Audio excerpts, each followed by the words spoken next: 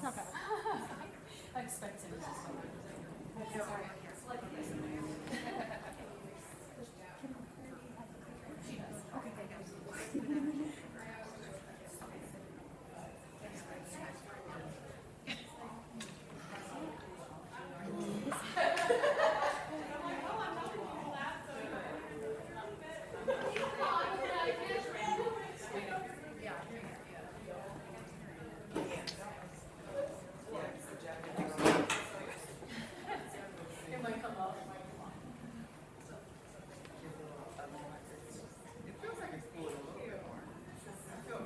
Yeah, something turned on. It was kind of nice.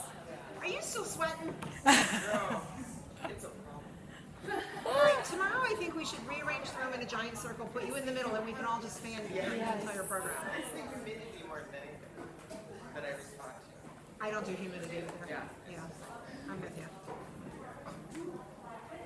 Oh, who gave me my crayons back?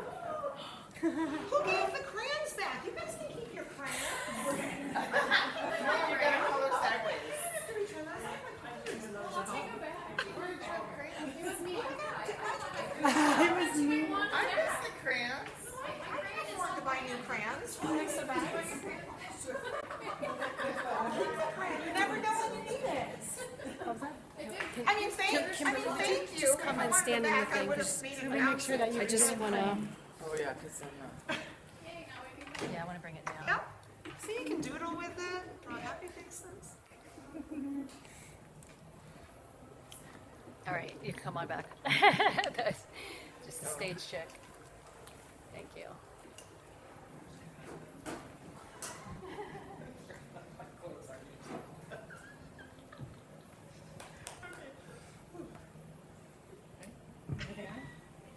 All right, welcome back. We are so excited to invite Kimberly onto the stage. Welcome, Kimberly.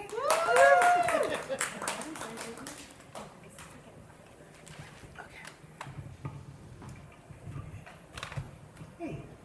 Hello. So, Kimberly, what is the one thing from your childhood you are recreating now?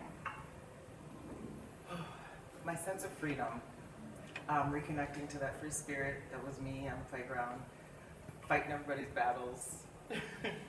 Yeah, I was kind of a wild child, and I've been kind of reconnecting with her with my new life choice of being on the RV and the road, exploring and not looking back. Well, that's one of the things that's the next question is, you are now living a time as Ravenheart. Yes. Tell us why and how did it shape who you are today? Ravenheart came to me from years of being in ceremony and being on the road, and I've been connecting to Raven as my spirit animal for a long time, and I would always see them, and I kind of thought it was the same one following me everywhere around the country. And then I was in ceremony, and I had an experience with a raven who just flew by me at such a distance, eye level, and I felt its wings, and I heard the whoosh and the thunder as it passed through me, and then my heart was opening up as I was doing all this healing work, and then 3 days later, Ravenheart just downloaded into my soul, and that's who I became. So that's who's before you today is Ravenheart. Isn't that a wonderful story? I love that. She has this wonderful persona that has a good meaning behind it. So today we are going to hear from Kimberly, leading with courage when everything is changing. So let's give it up for Kimberly.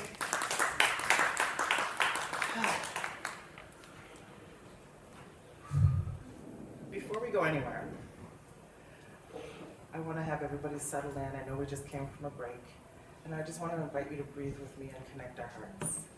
So first thing, I just want you to take a deep breath through your nose, the count of 3, and I want you to envision a beautiful rose pink light connecting all of our hearts together. As you exhale, send that out to each other so that we are connected in this space. Thank you. So first I want to tell you a little bit about our ancestors. I'm sure we all have some ancestors in common. As women, that is one of the things that is disconnected is our lineage, our connection, our ancestry. As a matter of fact, scientifically, the mitochondrial DNA is one thing that goes unbroken through all of us. So we do have a common lineage that goes back.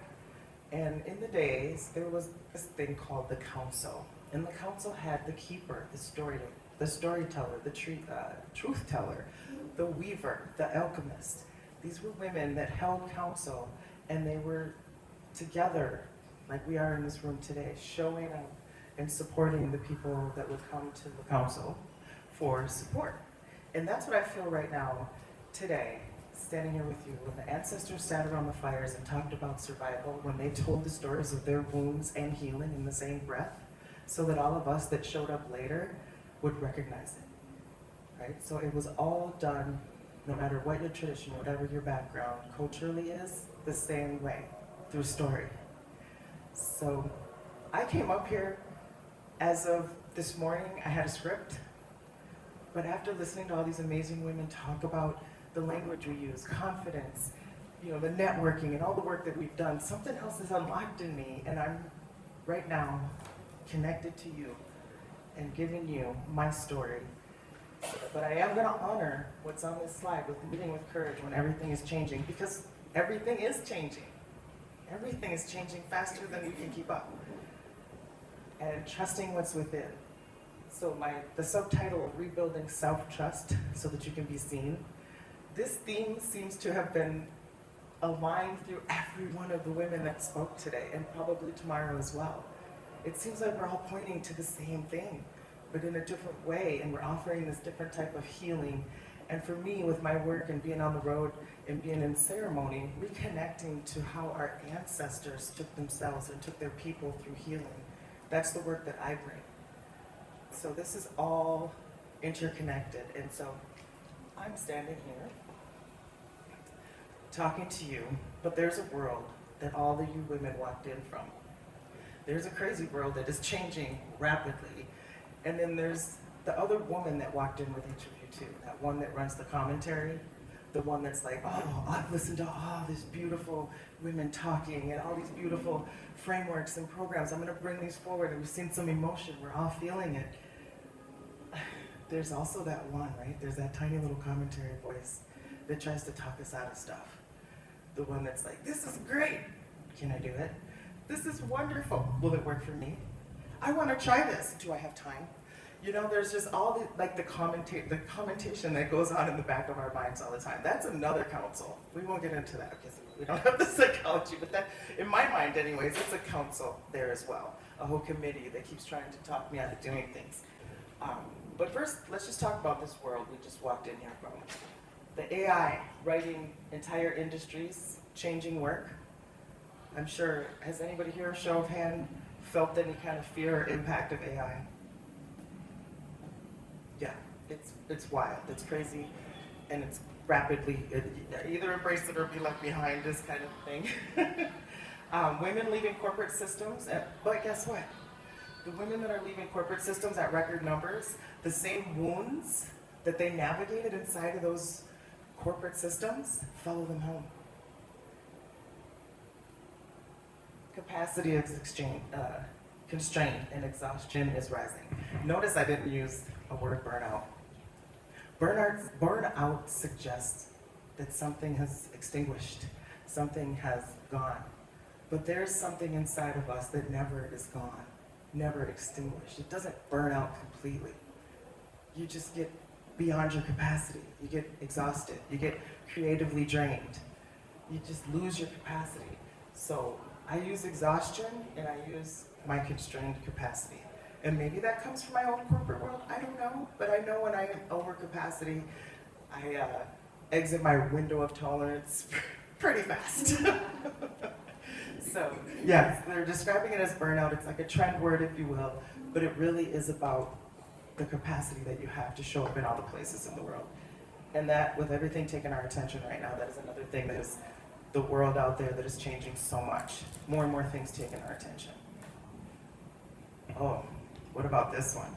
The external trust, the people that are supposed to be like leading us, the public institutions. I won't say the G word, but you know the G word. The one that's running the whole show, and we're just watching everything around us collapse. So how do we keep showing up? I'm doing it. I'm standing in front of you right now, and I feel like I could collapse right with it all because, oh my God, is it a lot? It's a lot. And this one, women are being asked to be more visible. All of us that showed up in this room today, connected to the lineage of the Divine Feminine Council, I know you can feel it, the rise of the Divine Feminine. We are being asked to be more visible. Because those systems are collapsing, because of all these things that have been created for us, not by us, we are being asked to rise up. The deepest trust recession, not when, not in the institutions, not at corporate America, it's internal. So when all this stuff in the world is changing and all these things are coming at us, what is the deepest thing that happens to us? Our own trust takes a beating. Our own ability to show up fully as ourselves, as that divine feminine woman, takes a beating. And we are experiencing a trust recession. So what happened that made you stop trusting yourself? I'm going to tell you a story about what happened to me. It started as a little child. Just a little girl, grew up in the projects in St. Paul. I am a Minnesota girl. And I grew up, I was born to a white woman who had no idea how to navigate me, a mixed little girl with a lot of energy, and give her the realities of this world. So through the 70s, I marched with women. I was in the marches for Take Back the Night. I was 10 years old. I didn't know what it meant. But I was there with them, and I was Women Unite, Take Back the Night. And I stood by those women. I felt the power of all the women together. I went to a Catholic school. I experienced a lot of, let's just say, a tumultuous upbringing. It was a wild household. My mom ended up having 4 kids and had to take in my uncle. I call him my brunkle because he's only 2.5 years older than me, but we lost my grandmother when I was young, so he became my brunkle. And I think he's a torture master because he changed the whole house. So it was a very tumultuous upbringing. And then I became a mother. I became a mother young, so I'm a proud mother of a bouncing baby man child that's 38 years old. I raised him on my own with no net, no husband, and I took that responsibility, and I also took it as an opportunity. And I look back now, I know it was an opportunity for me to step away from that wild house that I was in. And so that baby, I feel like, saved me and put me on a path, put me on a better path. I moved out, got my college education at the University of Minnesota. I'm Minneapolis. And I raised him on my own, and I got my degree, and I went into a career, and I spent 35 years inside of the corporate walls, doing large-scale transformations. I was an executive at a major media company that you would all know, and I'm not going to say their name. But through all of that work that I did, I had a lot of successes. I earned 27 certifications, so I'm credentialed beyond what you could even imagine for somebody, but there was always something missing. There was always something missing. But even after doing large-scale change, at one point it was 400 programs and teams at scale that I was in charge of doing a transformation for. And I thought I was really, I knew this part would come. 2023 comes, and here I am 3.5 decades, still questioning my purpose, still inside the corporate walls, inside this wounded system, this wounded woman built these systems that were built by wounded people. I'm still sitting in there, but then my brother got sick, and I lost my brother. And something inside me broke open. So, dang it. It's okay.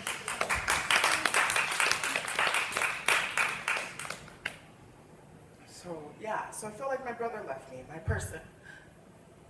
And, anyways, this company that shall be unnamed and remain that way gave me a big chunk of hush money, I call it, because I would learn while I was there, and feeling like my soul was fracturing, that I was a diversity hire. And I was probably the best diversity hire they ever had. But when they offered me a big chunk of money, and I knew my brother was no longer with me, I took that money, I bought an RV, and I went on the road. I sure did.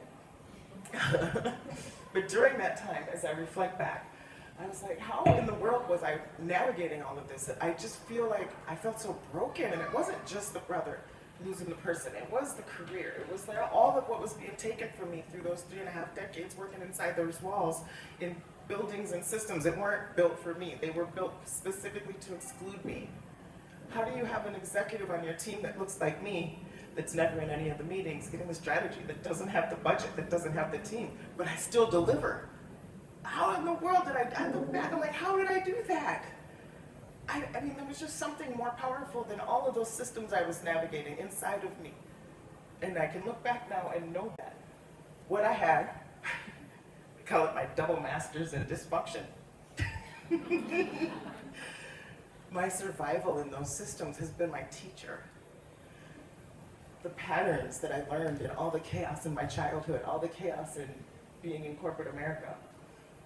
And then my leadership right now, that I'm standing in front of you, the book that I'm building, the business that I'm building, the book that I'm about to publish, the frameworks that I have developed have all been shaped by my wounds. And I'm standing up in here right now because those wounds have layers. And like I said, I'm going off book, and I was talking to Amy about this because I thought I healed this. I thought I was ready to just step forward and I'm fully healed. And I'm like, is there such thing as being fully healed? How about I just honor both sides, right? I honor the fact that the wounds shaped who I am, and they shape how I can show up now. Whew. Yeah. So that was my double masters in dysfunction. My PhD now, that I've earned on the road in the last 3 years, is in healing and growth. So I have been reclaiming what was always known. I have been integrating the full story, all the trauma, the betrayal, the abuses, the violations, the addictions, all of the things that have happened in the lineage of my existence before I was even born. Same with you. When you were born, you adopted a lineage of pain, of trauma, but you also adopted the lineage of very strong women that survived long enough for you to be here in this room today. Those women endured a lot. I had to go back to 7 generations for all of us. And I received the sacred feminine womb rights. So I was able to really connect and see and feel what those women went through for us to be in this room together today. And so reclaiming that story and integrating that whole story, I can stand and I can lead from a whole person. And I understand why I was so fractured. So I mentioned going on the road to Ravenheart. And then you asked me about that. The biggest thing I want to say about that is it was forward movement. When you're in an RV, by the way, I didn't know what the heck I was doing. When I bought this RV, it ain't like I just knew RV world. It didn't like I knew how to drive a 20-foot. A 25-foot rig is not really that big when you look at the big 42-footers that you can stand up in the windshield, you know, the ones with the flat, you know what I'm talking about. Mine is not like that. It's a little bit smaller, but the technology, learning about your propane, learning how to dump your sewer. I think we were talking about poop earlier, but you gotta get rid of that, right? You can't just leave it in your house. Like, I am driving on these things called black water and gray water, and you have to fill the fresh water. Oh my God. On my way to Burning Man, 45 minutes trying to find out where to put a hose into to fill my fresh water, because once you get into Burning Man, by the way, that's where I was stuck when my brother passed away, which is why the wound hurts a little bit more, because I wasn't there with him. I was stuck there because they had a once-in-a-worldly lifetime tropical storm that left everybody stuck there for 3 extra days. So I couldn't be with them. But anyways, I didn't know what I was doing. Right now my bumper still has a zip tie on it because I took it out the first time to the gas station and hit the pole. But I figured it all out. So the number one thing I gotta say about being in the RV life, it's forward motion. You don't drive backwards. I can't even use my rear mirror, so I can't even look backwards. You have to use the side mirrors, make sure the lane is clear, and you change, but you're always going forward. I'm going forward through the mountains. I'm going forward through the desert. I'm going forward, forward, forward. And I was able to sit in ceremony all these 3 years.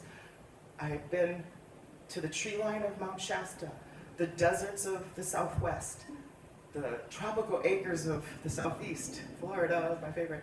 I've been to my ancestral land.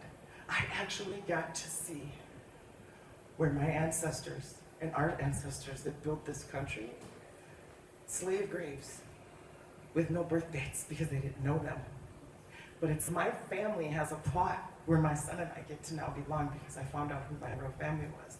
We have our own place in Texas where my family is. And so connecting to my ancestral roots, sitting in ceremony in the Southwest, finding Ravenheart. I cannot leave out the lakes of the north. In the summertime, I sit on the banks of Lake Mille Lacs, which is the Great Spirit. The Lakota people believe this is the birthplace of the people. And so you can feel that energy. I've connected to the land. I've sat with elders. I sat with people that do not care about my background and my credentials. My resume, they had no interest in that whatsoever. But I listened and I learned and I reconnected to wisdom that was already inside of me. And I want to say, I don't feel like I learned anything new. I feel like it was something forgotten in that lineage that was passed down to me, in those systems I was forced to be in. I'm forced to show up as this corporate person, get this college degree, go in here, do this job, go to this meeting, go to that meeting. My complete schedule, you can come in on a Monday and have nothing on your calendar and it's full till Friday and you're completely exhausted and you can't get out of bed and you watch Netflix till Sunday. Because, and that was what I inherited. But they connected me back to what I forgot inside of me. And one question that row kept asking me, what do I know? Am I willing to trust what I know? Not what I was inherited, not being in the systems and the buildings and all the training that life taught me to be in. But what do I actually know? And I started feeling it. I started receiving it. I started realizing that my body is not really, my body is out here. Wait, my body is up here.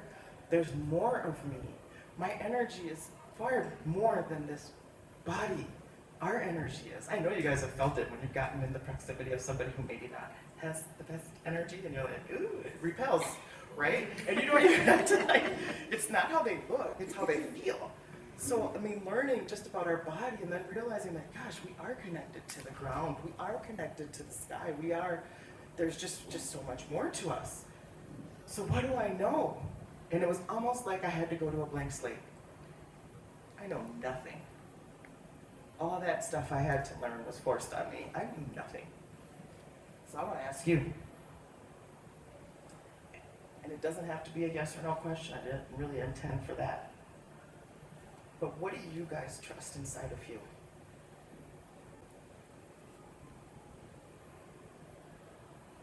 Do you trust what you already know? It's okay. So, we talked about Ravenheart. Okay, I have to ask forgiveness. I want to talk about the soul fractures that I talked about because it comes from more than just the corporate life. Sometimes you have parents. Forgive my cartoons. Sometimes you have parents that get in your head about things and they give you rules and they're operating from their wounds. They're telling you about trust. They're teaching you about things that they learned and they're passing down things through their lineage. So don't trust that boy. Don't do this, don't do that. Or maybe they're telling you the opposite and they're giving you permission to move forward. And teachers, they get a hold of you and then they teach you from their agenda. Religious community. I was in a Catholic school. Ouch. I got a lot of whoopings because, like I said, I was a wild child. I was a free spirit, could not be tamed. I was a lot. I still kind of am. Friends, you see Little Snake? I've had a lot of friends abandon me, walk out of my life. They weren't real friends, obviously. Social media is a big one, but we're embracing it now. Bosses, coworkers, and relationship partners. These are lived experiences that we go out into the world that is ever changing, but they also inform the fractures in our soul. Those are the things that help break our trust in ourselves, trusting what's in, trusting what we actually know. So, the trust wound. So here's how the wound shows up. It seeks constant reassurance before moving forward. Anybody do that? Anybody look for permission or reassurance? How about questioning your own capability and your worth? Being self-critical, that inner voice, being louder than your lived experience or your lived evidence, what the data shows. Hesitation to be seen, heard, or credited for your work. I mean, I've had ideas blatantly stolen from me, and I just kind of sat back and like, you can have it. Sure. Now, the other side of that, on the other side of the wound, is trust and faith. This is having the willingness to move on evidence already lived. What do I mean by that? And I'm going to tell you one more story before we go into our exercise, because I'm living this right now. 2 weeks from today, I'm scheduled for a full hip replacement. It dawned on me the logistics to recovering from a hip replacement do not match up with the life in the RV. It was like everything turned inward on me, and I'm like, oh my God, where am I going to stay? Who's going to show up with me? I'm like, I can't, there's no way I can crawl around in my RV like I do right now if I'm recovering from hip replacement. I'm like, oh, nobody's there. Like the whole thing, you know, the brain consulted that file. We talked about the amygdala, and it keeps store, right? It's like a little file. It came up like all of the evidence. It showed me absence. It showed me lack of support. I was like, oh my God, and I spiraled into a whole tantrum. Sometimes tantrums can be good. Just saying. A whole tantrum with tears and all. Like I was just like ugly crying in my own car. Like, oh my God, what am I gonna do? Because I need to have this hip replacement surgery because it's gonna give me back my physicality, which is gonna give me back my life. And then I was like, wait, is this true? I did this in real time. I confronted this in real time. I was like, is this true? Wait, no. I've raised a son on my own. I've had this successful career. I have overcome a lot of turmoil and violations and all the things that I have already done and succeeded at. I'm in an RV. I'm living the dream of a lot of people. And I'm like, well, both things can be true. Both things can be true. There can be so much evidence of so many things piling up on you and that aren't working out on your timing. But there's also always evidence. You know it. But you have to be willing to stop and interrupt that spiral. Have your tantrum, whatever. You know what I did? This isn't for everybody, but I did pour a glass of wine. And I sang. I turned on Prince and Tina Turner, and I sang, and I just danced, sore hip and all. I didn't even care. The wine made the hip not feel so bad. But I danced and I sang my Prince songs, and then finally 2 words downloaded. The nieces. I called the nieces. I've been there for them because my sister was not able to. Would they be there for me? They did not hesitate. All of them rallied. Turns out I forgot that they were even PCA, but because I was operating from that wound, and it had that file, and it pulled that file up as soon as I found something that was wrong, and I might have been beyond my capacity for things I could handle, it immediately said, it's all gonna fail, you can't do it. And it told me why. Those nieces are like, yeah, we've been PCAs for years. They're all in taking care of people. Why would they not take care of their aunt who took care of them, who's always there for them? So immediately I was like, wow, both things are true. Yes, people have abandoned me. Yes, people have been shitty. I even tried to call the ex. Of course, he stayed committed to himself. He couldn't help me. That is what it is. But the nieces came through. So I had support all along, but I couldn't access it. I didn't trust until I stopped and I questioned what I knew. And it just came to me. Anybody ever do that? Where you spiral, and if you can stop yourself, confront it, and ask what's true? Do you trust it? Because I acted. I actually called them. I had a full anxiety. I was sweating and everything because I don't ask for help. I got this figured out. I know how to drive an RV. I don't need help. I can do an RV. I can change propane. So, healing on the other side of the wound moving from seeking reassurance to being self-sourced with your knowing. And that's what I did at that moment when I confronted it, is I had it in me. I had to just stop the madness and go forward, drink some wine, and dance to Prince. So, so I knew right away that this was just old things, old files, like coming back. It's systems that were built to protect us that just no longer have a place, right? And the healing virtue, when you hesitate to be seen, heard, or credited, you lead from visibility rather than waiting to feel ready. So turn to page 1, and I want to take us through the trust wound, and I want you to kind of reflect on places in your own life, and then I'm going to share. But some of the behaviors that you might have recognized yourself in or felt in your body with any of my story, because that's where the medicine happens. If I'm sharing a story and it moved you at all, there might be something in there that you can evaluate on what you know.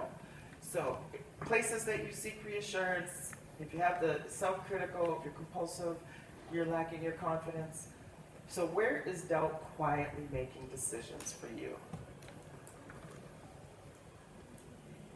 Take a couple minutes on that.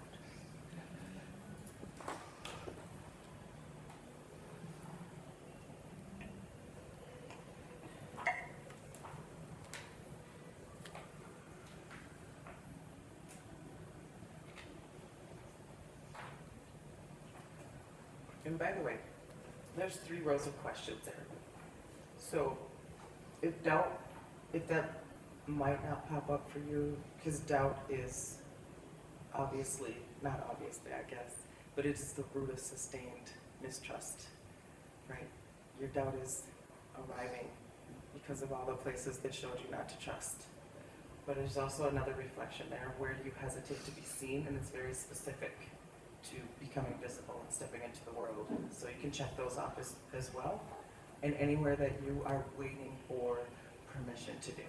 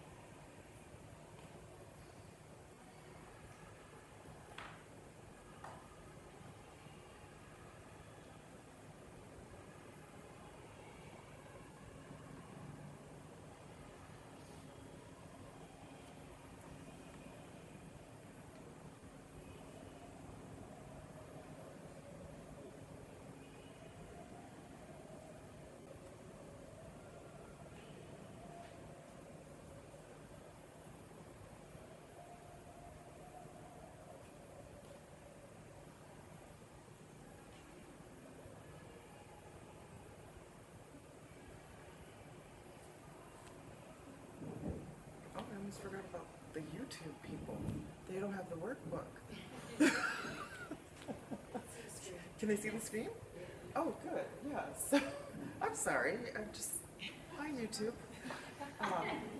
So, in my storytelling and talking about the trust wounds, feel free to go ahead and reflect on these. Where is doubt making your decisions?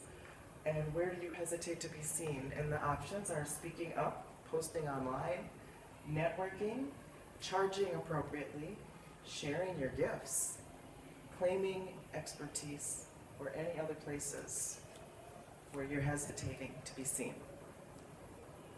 And then on the third column it says, what am I waiting for permission to do?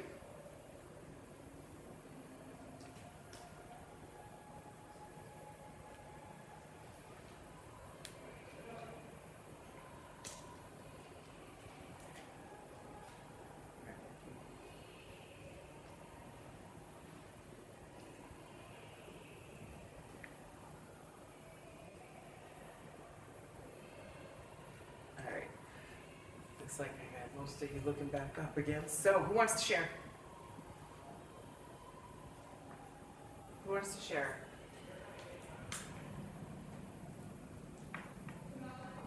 Go ahead, Tony. Kimberly, I'm gonna share, but you guys will learn more about me tomorrow on this, but I'm rebellious, but because when I look at this, I see that I came out the other side of something huge in my life by doing this work. I just didn't label it this way. So what I wrote was, where is doubt quietly making decisions for me? So the record that just keeps playing over and over and over in my life has been that I'm a black sheep. That I've always been different. I had short hair even when I was a little girl, and glasses and climbing trees, and I don't know, it was just Tony bebopping around. And so, but that wasn't always, I've always been somewhat challenging. I'm too much, the TOO, you know, and that's that record. And so I turned that around nearly 6 years ago because a lot of that doubt creeped into all of the things listed, and I used alcohol to cope with a lot of that. And I decided that I wasn't going to do that anymore. But it was one of the hardest things I've done. But I will say that when I did that, this whole other world opened up to me. And I started speaking up. I started showing up online. In fact, at day 80 of being alcohol-free, I put it online. Because I knew if I didn't close that loophole, Tony Party Time would crawl through it. That was my nickname. Oh, God. Yeah. So, and I say, I mean, there's more I could tell, but I can do that tomorrow. But what am I waiting for permission to do? That version of me, Tony Party Time, was waiting for permission to someone to say, you don't have to have that identity anymore. You don't have to be her if you don't want to be. And so when I gave myself the permission to be, you know, Tony Sober Time or Tony Alcohol Free Time or whatever, I gotta find a T so the alliteration works, but I trusted myself again. And then it became that healing virtue. Beautiful. Thank you. Anybody else want to share? What came up for you? In a minute, I'm going to have you turn to each other to answer the last question, so that you're looking at somebody. I'm glad we did that golden rope, because it really is about. Yes. Thank you. So you'll learn shortly that I live in Dubuque, Iowa, where I am an actor. And I always thought that once my children arrived at 18 years old, that I would head home to New York City and finish pursuing my acting career the way that it was intended to be pursued. My son is 19 and my daughter is 21. So an entire year has passed since I made that promise to myself when they were born. And so I have been waiting for permission to pursue my acting career back home for at least 18 years, certainly 21. And I'm still, it's not what I wrote down. But Tony triggered this in me, thank you. I'm waiting for permission because I've built an entire community of people who I think rely on me. And of course, my husband, you know, he's from that area and he hates the idea of New York City. So I need permission. Like I don't know. I don't know what to do. So I'm stagnated with my experience right now. Yeah, it's a permission thing. That was perfect. Thank you for sharing that, because now what I want you to answer, all of you, I want you to turn to each other. And I'm glad we did, like I said, looking in the eyes. And I want you to consider this, and I want you to say it out loud to another person. I want somebody to be your witness when you ask and answer this question. What would become possible if I trusted myself more deeply? Trusted myself, what I know.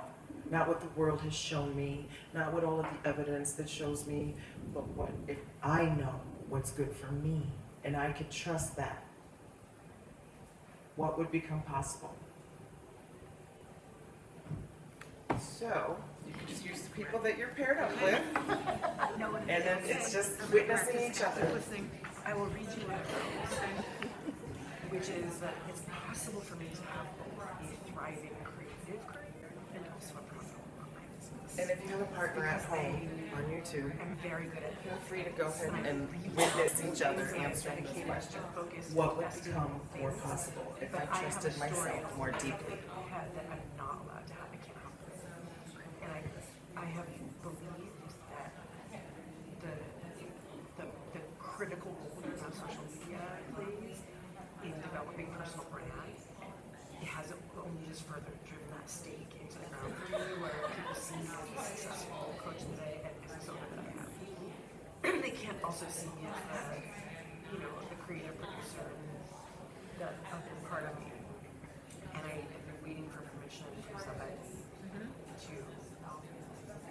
just say, okay, you do both things and be great at both things. You don't need to just, you're not. And I know there are examples of, famous A-list celebrities who have an acting career that are in movies and they also own a store or make watches or whatever. They're not good watches, but you know what I mean? Like they have other things that they do. And so not that I need celebrity permission, but it's for myself. I need to trust myself that I can actually be okay with that and figure out how to navigate communication pieces so that I'm allowed to be a little bit more wild and crazy on this side, not necessarily crazy, but express it in a different way than my more buttoned up. You see me as a pro, you trust me to deliver the results that we have. I've been struggling with that for too long. And I need permission. So I know it's possible to do both. Somebody else. You said somebody else. Yeah.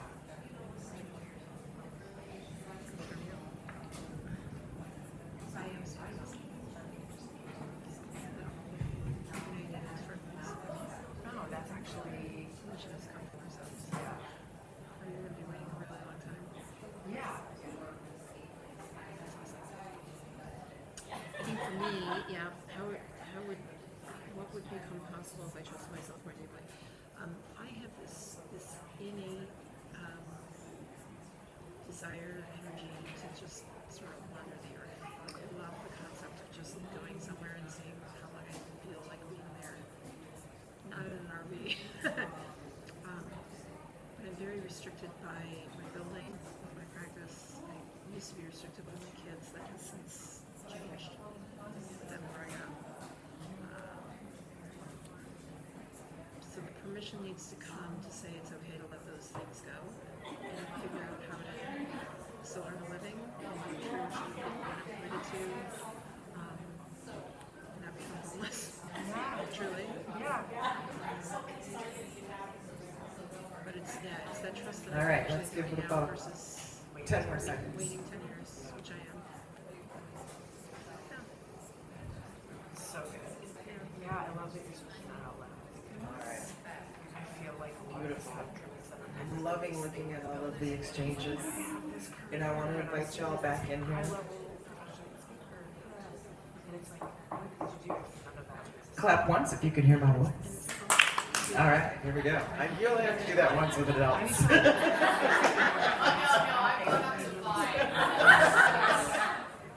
All right, so what I want to do now that you kind of explored, and I hope that my story is sharing kind of some of the wounds, watching me, still coming to you as a wounded woman, but a wholly integrated wounded woman who is healing more and more every day.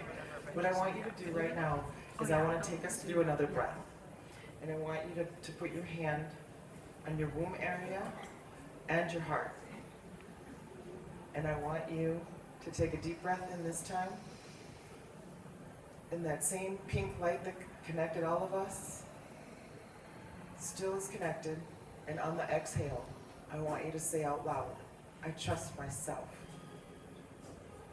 I trust myself. Thank you. And you have witnesses. They heard you say, you trust yourself. All right, so the restoration sequence. I told you the story.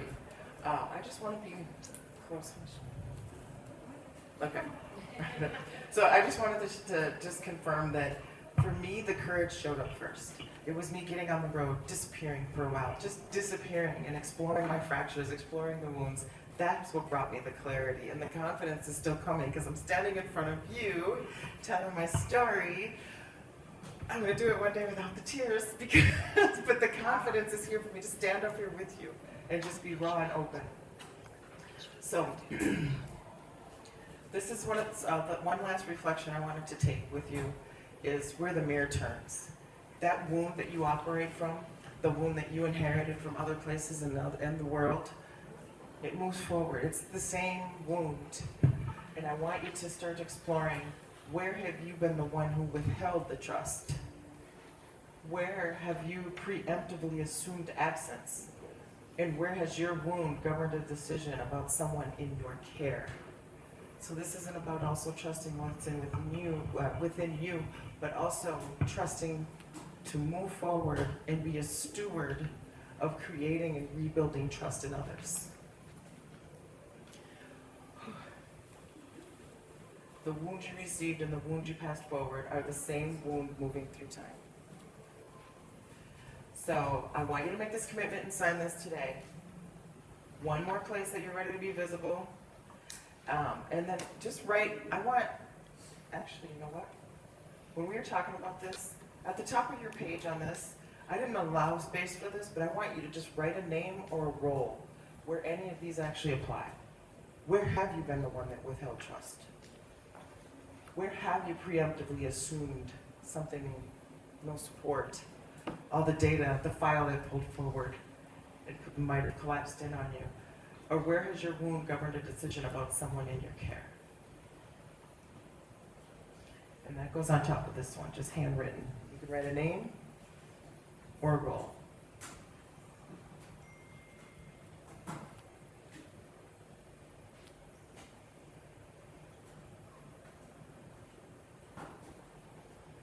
And then for this commitment, one place you're ready to be more visible, one fear or old story you're ready to stop obeying, and one courageous step you can take in the next 72 hours. Now, if I hear about anybody buying an RV and going on the road, I will not be mad at you, but it doesn't have to be that big of a step, right?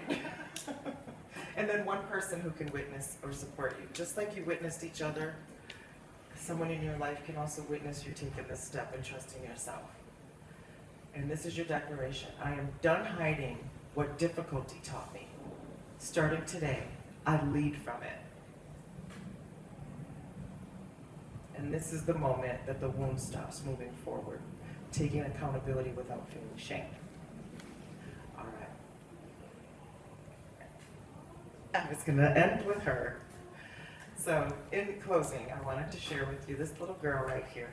That is that free little wild girl that turned into this free little wild woman who stands before you today. But she did not know that she would be standing in front of you today. She did not know that she would go through all of the life difficulties that she did and one day actually lead from that. She didn't know that.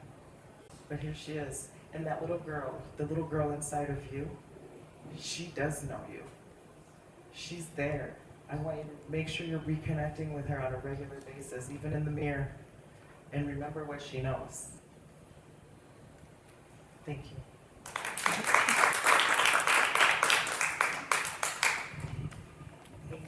Thank you. Take it. That is what the feedback. Wonderful. Thank you, Kimberly. Up next is Chrissy. So, come on down, Chrissy. We are so excited to have you. Yay! Yes. Thank you. Wonderful.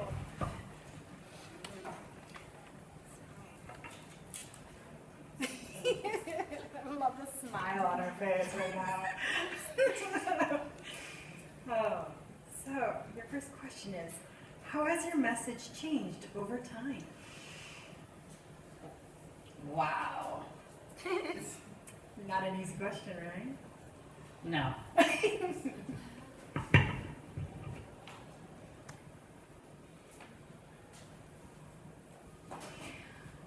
I used to be a vicious fighter, and I would say whatever came to my mind. And for some, I think that people appreciated that. I learned to be kinder and more open. And when I was a fighter, the message that came out of me seemed abrasive, and also my voice was deeper. And I believe that the reason I was a fighter was because I was terrified all the time. And so my voice was deeper because it was pinched off. Like I was afraid to talk, so it like carried all of my energy. And people loved my voice. They'd be like, Chris, you have this great voice, you should go do voiceover. But the kinder I got by falling in love with people around me and not feeling like I needed to fight them all the time, opened up my voice box. And so my voice is actually a higher pitch now at the age of 48 than it ever has been. And so my message has changed from you can fight your way viciously into a career or an experience of living. And now it is, I can love my way into a career and an experience of living. And I think that was a dramatic change in messaging. That's how it's changed. That is quite a change, and I love that. So question is, do you like your voice, the sound of it now, better? I do, because it doesn't hurt to talk anymore. Isn't that great? Oh my God, I love that. Yeah. And your next question, when you have a completely free day with no obligations, how do you spend it to recharge?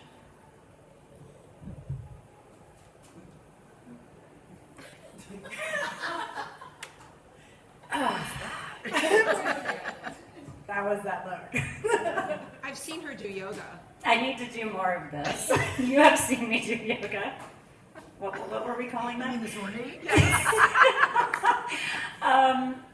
So it looks like hiking, climbing mountains, going out on the river, being in nature, That's when I have a free day and I allow myself to do that. I go out and experience nature, where I think we probably feel our best. I love that. Yes, I totally get that because that's how I do as well. But I do need to put more time into my schedule for that same thing. Yes. Yeah. Yeah.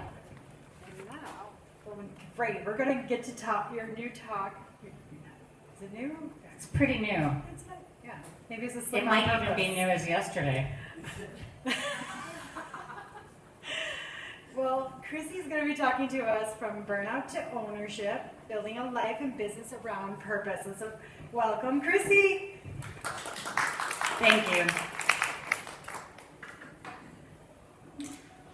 A hangover saved my life. Twice. I'm going to tell you about the first time. It was September 11th, 2001. And the phone was ringing off the hook. This was back in the day with the landline. And I wasn't getting up to answer it. My sister finally did.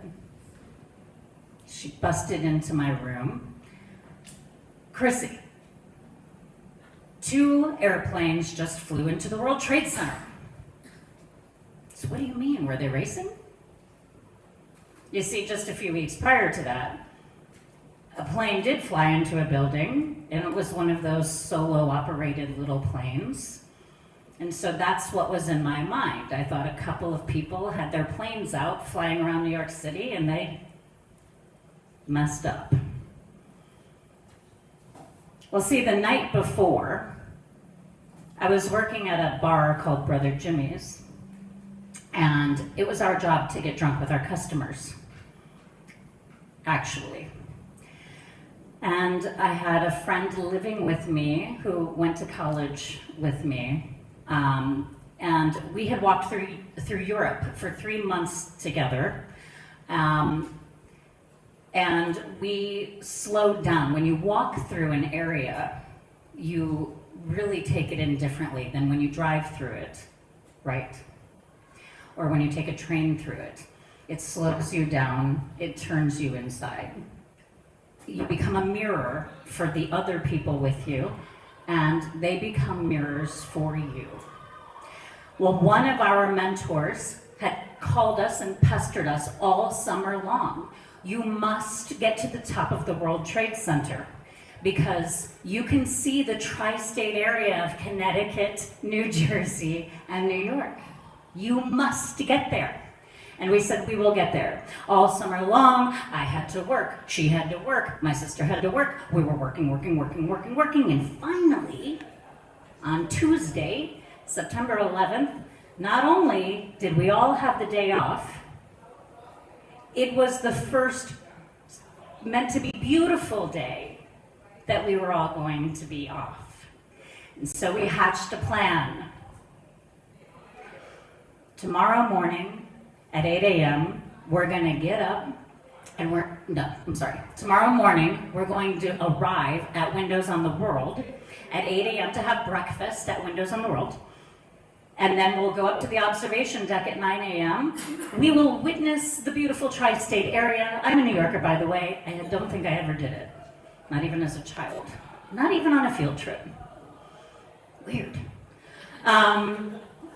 So that was the plan. I was kind of excited about it. We called everyone we knew. Please come and join us, take off work.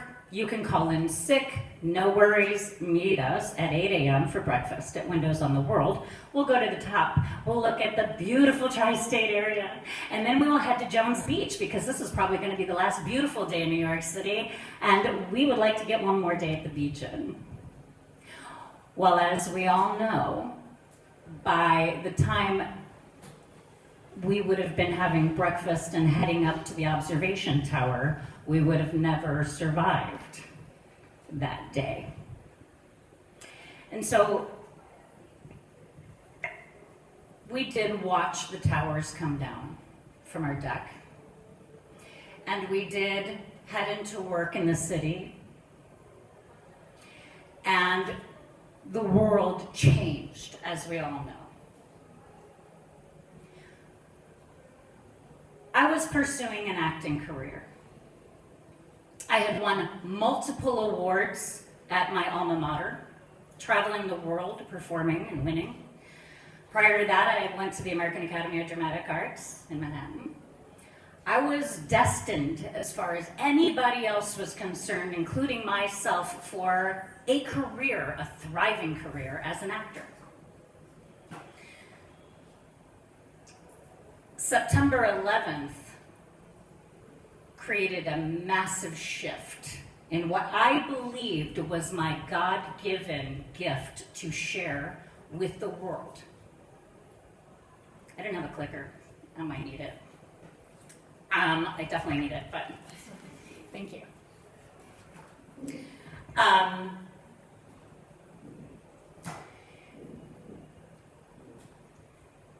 But even though I was scoring 3 out of 5 roles in the auditions that I did, those numbers are insane if anybody's from a background in the entertainment industry. 3 out of 5 bookings is really, really good. It's great. But Broadway shows were closing. I had just graduated from college and just got my own apartment. The friend who I was supposed to go to the top of the World Trade Center with said she needed to go home to visit her family. It kind of freaked her out. She was from Boston. She never returned, so now I've got her rent. It became impossible for me to stay living in New York City. Oh, my father was displaced. He was in the tragedy zone, so they were displaced for weeks, so I couldn't even lean on him for help. So I had family in Dubuque, Iowa, where it seemed quite safe. And for the next couple of months, I arrived in Dubuque, Iowa by the 1st of December. And so for that period of time, I had a lot of contemplating to do. And I can I'm going to share a couple of things with you that helped me in my decision making. In New York, if you'll remember, if any of you were there, every restaurant was plastered from top to bottom, pictures of missing people. You couldn't even go to the bathroom to escape it because their images were on the stalls. And everybody allowed everyone to post the pictures of their loved ones all over the city, just in case somebody actually saw them somewhere. In addition to that, I was being horribly sexually harassed by my manager and by men in the restaurant who I was getting drunk with. It was a nightmare. Broadway shows were closing. I suddenly couldn't even pay my rent anymore because people fled the city. So, Dubuque, Iowa sounded safe, secure, and like a good rest. Maybe I can save some money there and move to LA. I don't love to talk about a hangover saving my life because what that did was that it did two things. The first thing is that it caused me to believe that it was okay to just get hammered. It's not okay. And I did that continuously. I'd be like, I shouldn't drink to the excess that I do, but clearly God wants me to. Want to talk about mixed messaging. But the other thing that it did was that it caused me to believe that God spared me. And when I say God, I want you to understand, I am talking about what God means to you. Your higher power, the universe, the God of your understanding, okay? When I believed that God spared me, it suddenly drove into me this idea that I have a purpose, something tremendous that I have to do in order to have earned back my life, in order to have not died that day, along with almost 3,000 people. So when I moved to Dubuque, Iowa, I was burned out. I was burned out on being a woman. I was burned out on being an actor. I was burned out on being a New Yorker. I was burned out on being a human being. And I was burned out on being a woman.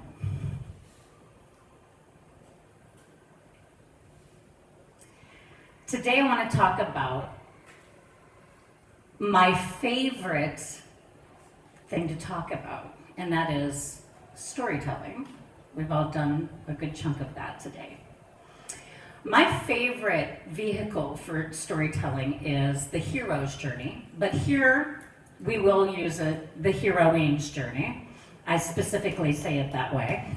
It is a thing. A woman did write a book about it, changed it from the hero's journey to the heroine's journey. And so this is the framework that I live for. And I want you to understand how this works at any moment in your experience when you are burned out. Because, as Kimberly said, burnout it's a word that it indicates gone, ashes, dust, you're done. In this case, burnout means a call to adventure. Okay? And so I want you to think of it that way. Burnout in this, and you do not want to follow along in that workbook, because as a professor of communication, I do one thing up here, and then your homework is completely different. Because we spend this time together one way, and then you go home and finish the work a different way, okay? You get a very full and rounded education that way. So don't try to follow along in the workbook. You won't get anywhere, not here. So the heroine's journey in this case, just to reframe the story that I just told you quickly, we are all on this journey regularly. We are always, at some point, you can feel it happening in you, or you're on the verge of something. You know change is coming. You feel like weeks have gone by and you're not happy anymore with your job, or weeks of time, something causes you to know you're on the precipice of a great change, and you've got a choice to make. And often this shows up as burnout. It shows up as, I just can't do this anymore. I'm tired. Whatever it is, it can show up as burnout. And so, I want you to reframe that in your mind when you are starting to get to the point where you are burned out. Think to yourself, what is God calling me to adventure next? And so the ordinary world is where we start. By the way, this is a really funky, this is not what the hero's journey looks like. If you've seen the hero's journey, it is a full circle, a real round one. In the middle, there's a line. The ordinary world's on top, the special world is below, and you take this journey, it's circular. I just screwed it up and didn't get to finish it before I turned it in. It looks intentional, I'm too honest, and I can't pretend anymore that was intentional. That is not intentional. This should be up here, it should be connected. I fixed it on my laptop and then realized that's not online. Nobody's gonna see that. Fool. All right, so here we are, ordinary world. I go away to college, I walk through Europe, I come back home. I'm in my ordinary world back home in New York City pursuing my acting career. That's precisely where I should have been. I had the dream and the town where those dreams come true. Then something tragic happened in storytelling. This is the inciting incident. Something happens that causes you to have a fork in the road, where you get to make a decision. That is called, in this case, that's the call to adventure, okay? I totally screwed this thing up. I'm trying to show it to you and it just doesn't look right. So, what happened so in my story, I believed that I was intended to pursue an acting career, right? This is what I mentioned at the beginning. But then I decided that I needed to go to Iowa. I escaped to Iowa. This could be framed two ways. It could be that I accepted the call to adventure with this massive change, or it could be that I refused the call to pursue my acting career. And how I think about this actually came 25 years later, 24 and a half years later. I did both, okay? And so, on the one hand, I am a mother, a wife, a sister, a daughter, a granddaughter, a teacher. I have a community. I have developed incredible relationships. I have developed incredible friendships. And I tell myself, and I often believe, that the reason that I am on the journey I'm on is because I was meant to go to Dubuque, Iowa, and do a couple of things. Now I'm going to pause this to tell you what those things were. Within a few years of living in Dubuque, Iowa, my sister and I produced a benefit production of the Vagina Monologues. Now, our father had just suddenly died, and we had nothing to bury him with. We're pretty sure he was 45. So, it was suddenly he died, helping me move. And we're pretty sure it was from living in the dust of the smoldering Twin Towers, okay? But he had moved to Iowa to be with me because I had a 6-week-old baby. And he decided that, Even though he was a playwright and he worked at the New York Times, he wanted to spend more time with his children and his grandchild. And so he moved to be with us. And within a couple of months of him doing that, he suddenly died. So we finally figured out, how to pay for his burial. He didn't have a wife. It was crazy. And I went to my bank and they said, well, you have $10,000. Every bank account gets $10,000. We're like, thank God we can bury our dad. We had some money left over and we used it to put down money on the biggest venue in Dubuque, Iowa, which is Five Flags Center. It's about 800 seats, so that's Broadway level, that's Broadway sized. And then we started going around and trying to market it and tell everybody and be like, we're going to produce a benefit production of the Vagina Monologues. It's amazing. We saw Eve Ensler do it on Broadway. It's incredible. One radio station after another said, oh, no, you cannot advertise on our radio stations. It's 2006. Okay, why not? Can't put the word vagina on the radio. Well, how much do you need? If you're not going to give it to us for free, since it's a benefit production, how much can we pay you?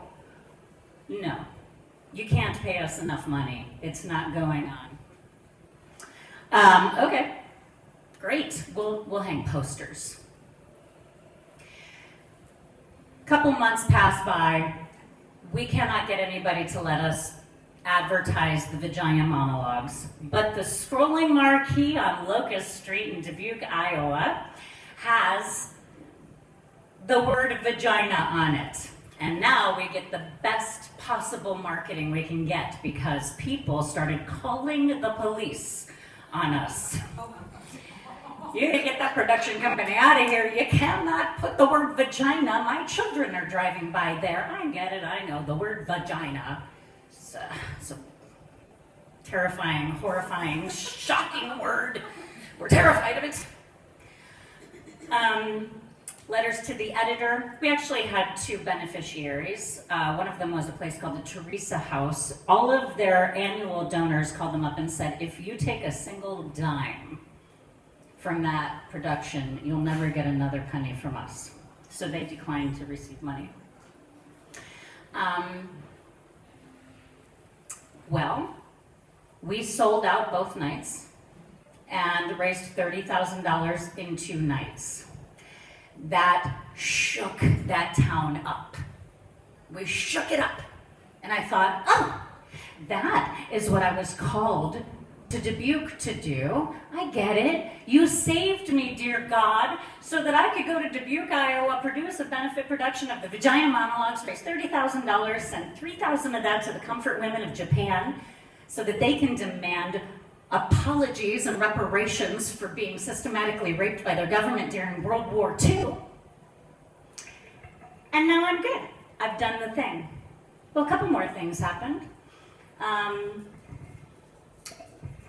Like I mentioned, I had a baby.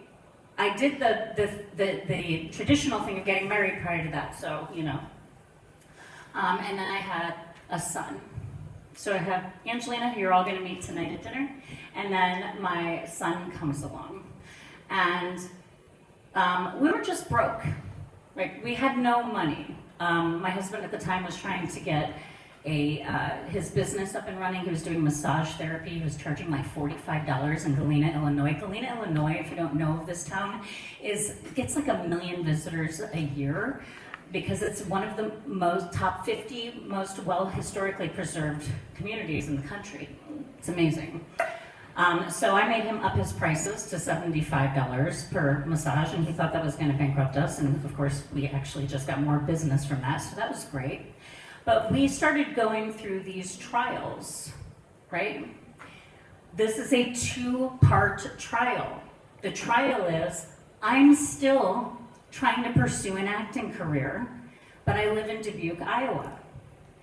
So it's a good thing that we are running our own business because then that gives me some flexibility and freedom, but because we have no money, I can't get to Chicago for that audition most of the time. Things are not going well for my acting career. but I did this big, amazing production. And by the way, that was 20 years ago. It has been done in that community every year since. So we started a thing, and that kept going. Thank you. Yeah, very cool.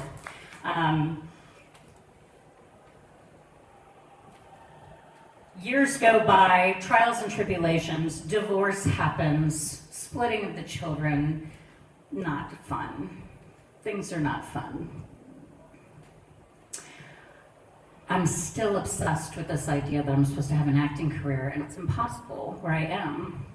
But this is another call to adventure. It is impossible where I am to pursue this acting career. What can I do to make it happen? Even though no stumbling block is lower than 80 feet tall. Well, you can start a film festival and bring the world of entertainment to me. That's what I'll do. Draw it to myself. Well, luckily there are a couple of guys who are already doing a high school film festival, and they came to me and said we want to do a film festival, and so I introduced a bunch of people who needed to get introduced to each other in order to make that happen, and we have one of the most successful international film festivals in the world in Dubuque. It's called the Julian Dubuque International Film Festival. It's been going on for 15 years, and it has continuously been named one of the top 50 coolest film festivals in the world for the entry fee and for all sorts of things, for Movie Maker magazine and so on. We get big celebrities there sometimes. We don't care about them. They just blend into everybody else. It's the best part. They know it. We know it. It's great.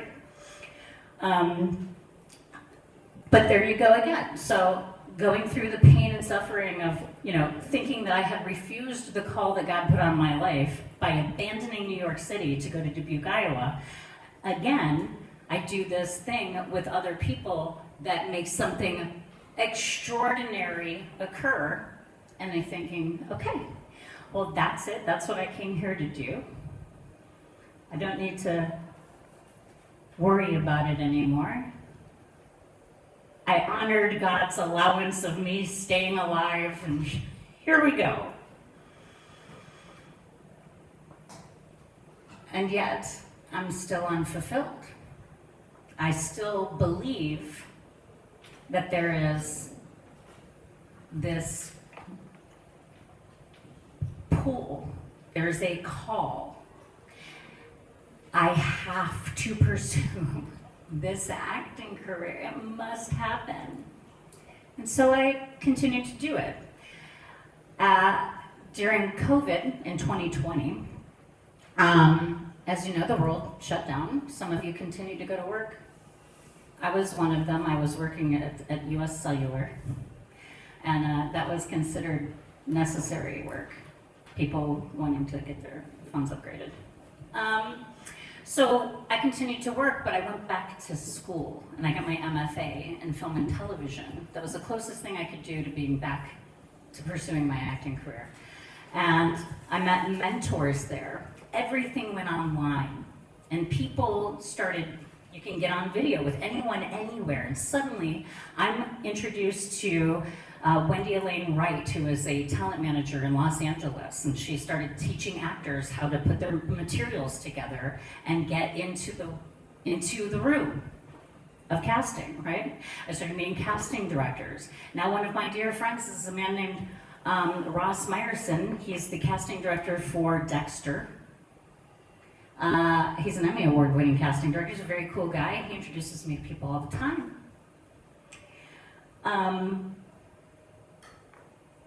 Like I mentioned in the question that you asked, I believed that once my children both turned 18 and became adults,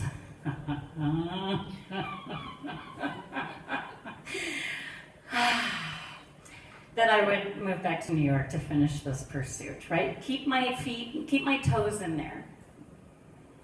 Move back.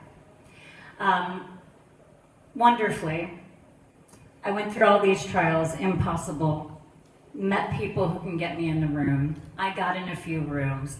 I finally booked a television episode of Chicago PD, right? So I have a one-line bartender role on Chicago PD. I was held on for 2 years as a member of that cast, and then they finally release you after 2 years if they don't use you again, so you can audition again and get a different role, and that's, you know, the next goal.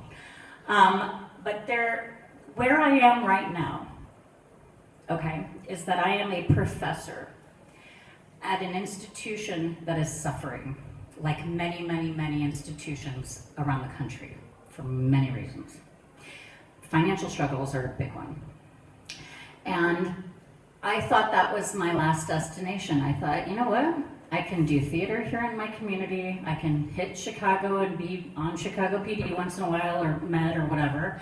I'm really loving being a teacher and a mentor to people in their 18 to 22-year-old area of living. I love to, help other people. I typically will just, for free, go and advise people or, consult with them or coach them.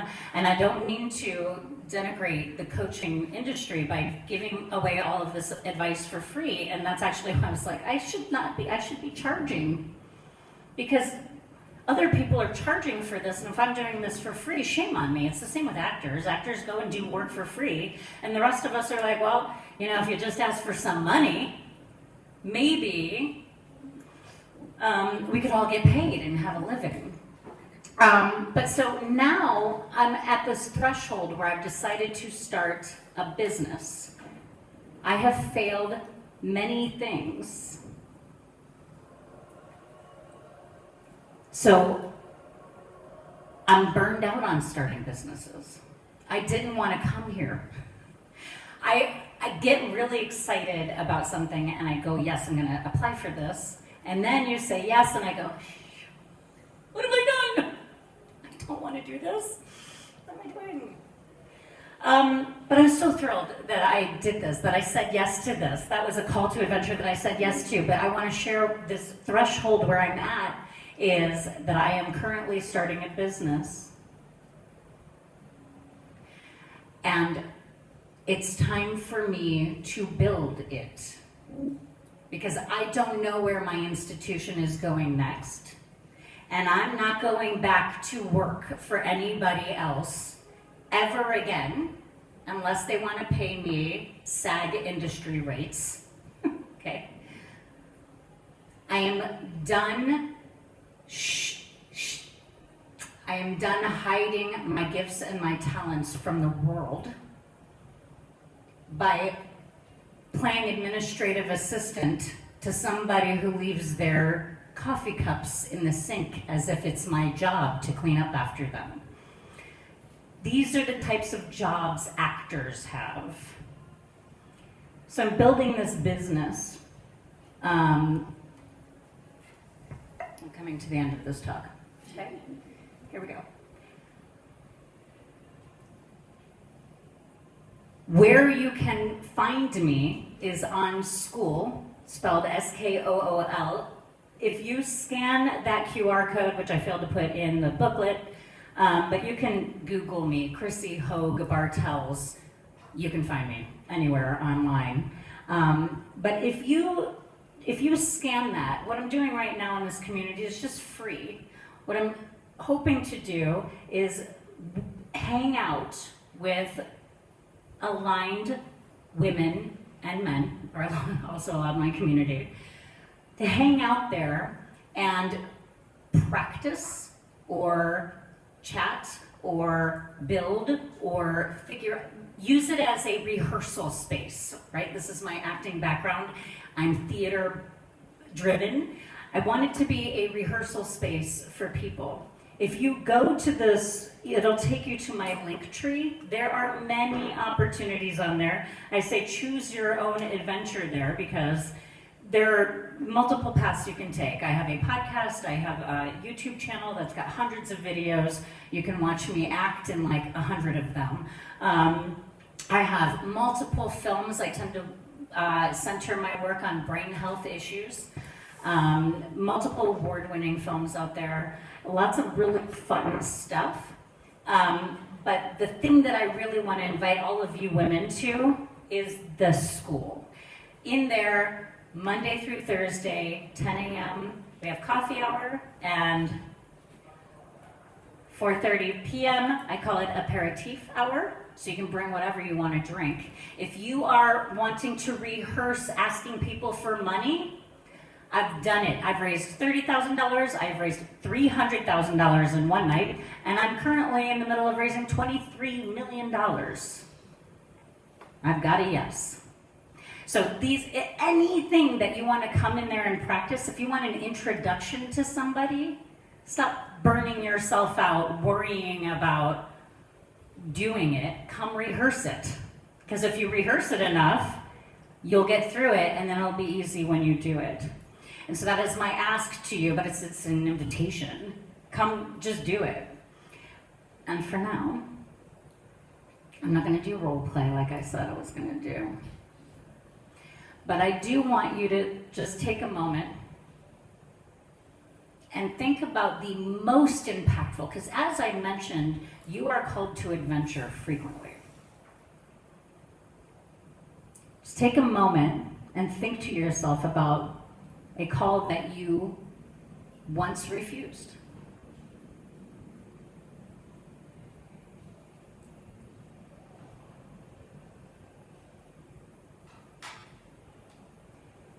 And it doesn't have to be a positive thing, and it doesn't have to be a negative thing.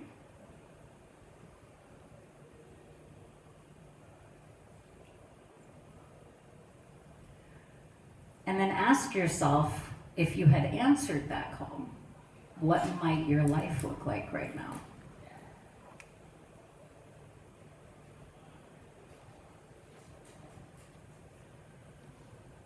As I mentioned, I am certain that I would have had a thriving acting career, but I would not have an Angelina and a Mitchell. And so that call to adventure and the refusal of the call don't really matter. It's still an adventure. If you have something calling to you, if you refused a call, but it's still nagging you all these years later, imagine what your life will look like if you decide to say yes to that call finally.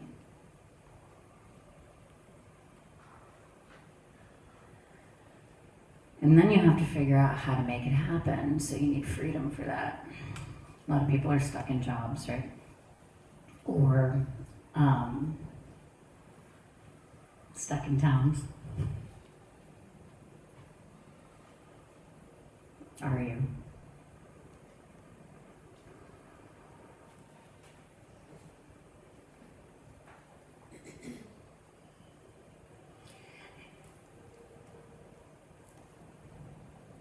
And then just think about what is one thing you can do right now to take one step in that direction.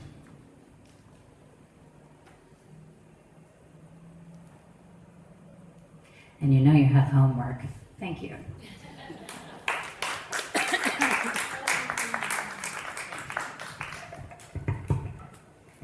Amazing. Thank you, Chrissy. Wow, we have a lot that happened today, don't we? Yes, we did. And there's a lot more tomorrow, right?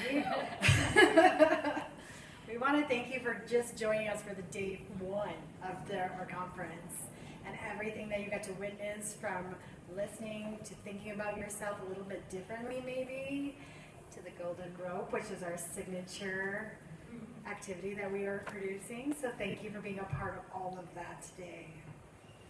And we have a special gift for you ladies today. Dr. Cindy is offering her book for you to take home, and signed by the author herself. So make sure to pick up your copy today. But yeah, I mean, wow, the dinner conversations tonight are going to be amazing. And we know as we're chewing on those things, if you need that space and that quiet as well, as ooh, there's a lot going on. We get it. It's kind of like, no, it's okay. Tomorrow we will come in and start again with the morning, and then our story sparks in the afternoon.